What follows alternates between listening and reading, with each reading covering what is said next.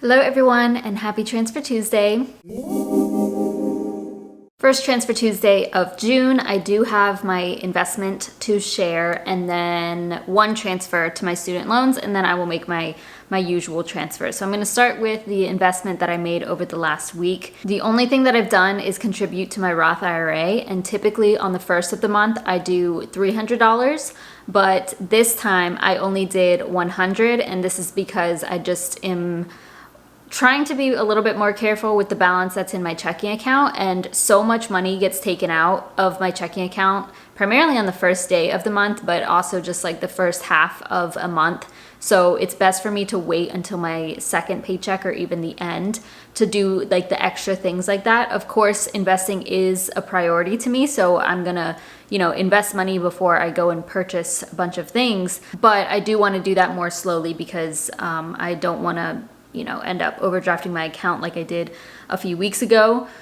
So all I did was 100 instead of my 300, but keep in mind that my goal for the month of June is to put 600 to my Roth IRA. And honestly, I've been keeping a close eye on VTSAX, which is where I put my money in my Roth IRA. So everything in my Roth IRA is invested in VTSAX, and I've been keeping an eye on that because I kind of want it to go back to where it was in March of 2020, where it was $50 per share. And that would be great, because if that happens, I will completely max out my Roth IRA at that rate. I know you shouldn't time the market. That's not something I do. You guys know that I invest $300 every month, and my plan is to max out my Roth IRA, especially after I'm completely debt-free this year. So even if it goes into 2023, that's fine. But the only scenario where I would end up putting all of the money into my Roth IRA, which I would have to pull from other accounts to do that, like my other savings accounts, would be if it goes that low. So I've been keeping an eye on it. I don't think it will go that low. Lately it's been around $100 per share of VTSAX. So I did get, one whole share due to that. But yeah, that's my update on my Roth IRA. So I can tell you that I did buy the 100, and I'll tell you how much is in my Roth IRA as of me filming this. Okay, so my balance currently is at $9,519.83. That is it for investments. Now we're going to talk about my student loan savings, which, if you are new here, I do have $36,000 of student loan debt, which I have been saving for in my high yield savings account because they are in forbearance and at 0% interest. So by me saving money, I am actually making more money versus actually paying them down. And then once they are due, which as of right now is September 1st, 2022, I will make a lump sum payment and we will go on from there. As of last Transfer Tuesday, I reached $17,000 even in my total student loan savings. Okay, so actually two things have happened since then. I almost forgot that I did get my interest paid through my high yield savings account. I do use Marcus by Goldman Sachs. And the exciting thing is that the rate is starting to go up. Not that it's significant, but it does help a little bit. So I know when I first opened my Marcus account, I had an interest rate, I think, of like 2.75, and that was a few years ago. And recently it dropped down, once COVID came around, it dropped down to 0.5, and now it is at 0.85. However, there is a referral program through Marcus where if anybody uses my link, I get an additional 0.5% for 3 months. They do as well. So if you use my link, you get an additional 0.5%, which is 1.35%, which is what I am now earning in all of my accounts, which is amazing. So it's nothing huge, but it's a lot better. It's almost double what it was before.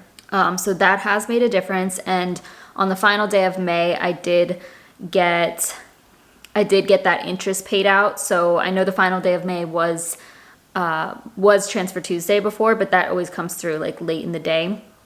And I earned $13.28 alone in that account. So that is the highest amount I've ever gotten from this account because there is so much more saved in there. And then I'm expecting, I guess in June, I should be over like the $15 mark because the rate has gone up. So that is good news and definitely helpful. Okay, and then the only other action, I received direct support from Venmo yesterday, and that was from Rosie. We all know who Rosie is here. And if you don't know, that some people choose to support me directly through Venmo, or I have buy me a coffee set up, but lately it's just been through Venmo, which I greatly, greatly appreciate. And anytime I receive money via Venmo, it goes to my student loan debt. So this was yesterday. Was it yesterday or was it this morning? June 6th, so yesterday, okay. And she said, keep on inspiring us, girly, doing great. And she sent me $50. So I did go ahead and make that transfer. It was a little bit later in the day, but I transferred the $50 and now I have just like a random number in my account because of that interest. So all that I'm going to transfer is $36.72, and this is so I can get up to an even number, which I will show you in just a moment. So let me transfer $36.72. Okay, I'll put that confirm page up on the screen. We are confirming the transfer. And that is it for transfers. So over the last week, I have saved $100. That is partially from interest, and then huge thank you to Rosie, who is the largest chunk of that, and then the transfer I just made.